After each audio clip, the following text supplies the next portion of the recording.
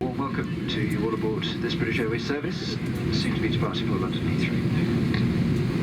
My name is Charlie Bowie. I have the pleasure of being your senior first officer on this morning's flight. A couple of other introductions joining me on the flight deck. It's my pleasure to be flying with your captain, Andrew Thompson, and your in-flight lead, Ariel, and the rest of his team will be looking after you in the cabin today. Now, first and foremost, as you can see, pretty much ready to go. Thank you very much to you all indeed for boarding so quickly. We're just in the last of our checks up here on the flight deck. I'm just waiting for the ground teams to tell us that their checks are complete as well. So at the moment, looking at an on-time departure, 9 minutes to go to our schedule, and it looks like we should be able to make that. Once we get going, of course, our job is to get you towards Heathrow as quickly and as safely as we possibly can, and that's exactly what we're going to do. So it's a fairly short taxi here on the ground at Newcastle. We'll be departing from the westerly runway, runway 25. So the holding point for that's all the way on the other side of the airfield. Just take us a little bit of time to get up there. But once we get airborne, initially climbing straight ahead just to gain some altitude, and then a climbing left-hand turn will take us in that southerly track in towards Heathrow. Cruising up 27,000 feet today with an expected flight time in the region of 50 minutes.